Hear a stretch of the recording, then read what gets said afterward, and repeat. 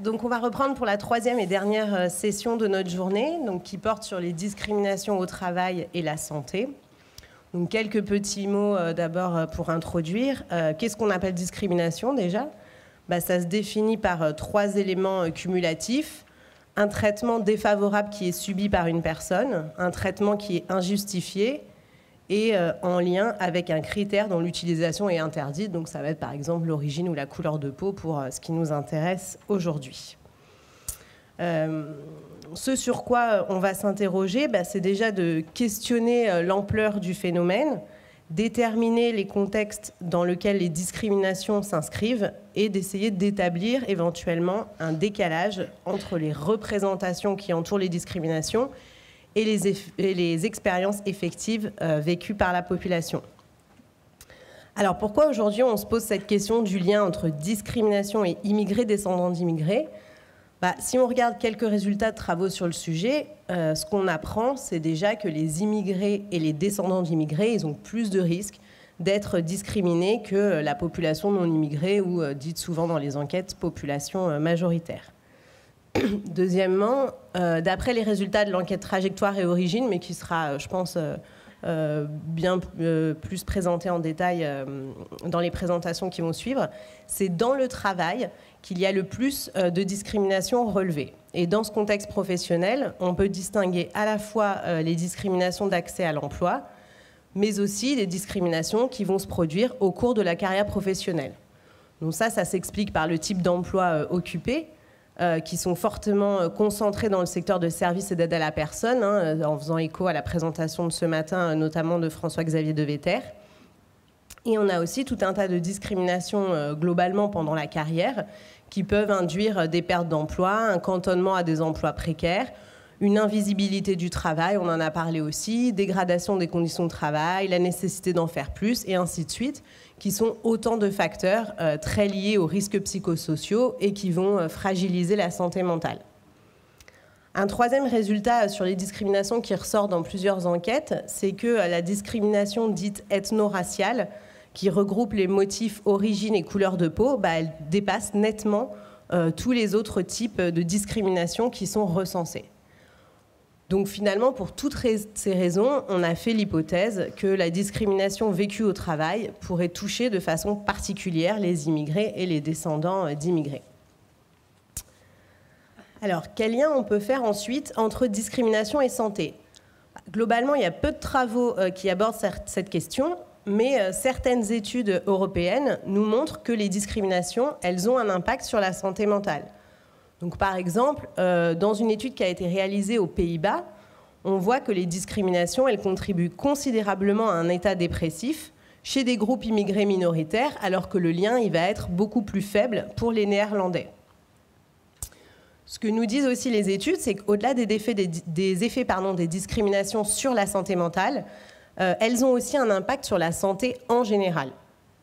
Et des travaux soulignent ainsi l'impact de la discrimination perçue sur les comportements de santé de type tabagisme, alimentation, troubles du sommeil chez les Afro-Américains, dans une étude récente, ou encore un lien entre le stress au travail et l'obésité chez les Ghanéens aux Pays-Bas. Donc on voit bien qu'il y a des constats sur un lien entre discrimination et santé, même si les mécanismes sont encore à définir. Enfin, troisième point de cette introduction, au-delà des difficultés à caractériser les immigrés et descendants d'immigrés dont on est revenu à plusieurs reprises ce matin, la mesure des discriminations, c'est aussi un enjeu méthodologique qui est important, et je pense qu'on y reviendra au moment de la discussion. Mais on peut déjà évoquer trois mesures complémentaires pour aborder les discriminations. Une approche qui est dite directe, qui va consister à mesurer des différences objectives sur la nature d'une situation donnée, par exemple le salaire et l'emploi, et des caractéristiques potentiellement discriminantes comme l'origine, le sexe ou l'âge. On a aussi une approche qui est dite subjective, qui va consister à interroger les victimes potentielles de discrimination sur leurs ressentis. Et ce qui est intéressant, justement, c'est de pouvoir comparer le ressenti des individus et les résultats d'une mesure indirecte des discriminations. Enfin, une troisième façon d'appréhender les discriminations, c'est le testing. qui renverse la perspective et va plutôt s'intéresser aux discriminants potentiels en observant finalement les réactions qu'ils vont avoir face à telle ou telle situation. Alors, au cours de cette journée, les différentes enquêtes qui ont été présentées, elles disposent à des degrés différents de questions permettant de mesurer la discrimination.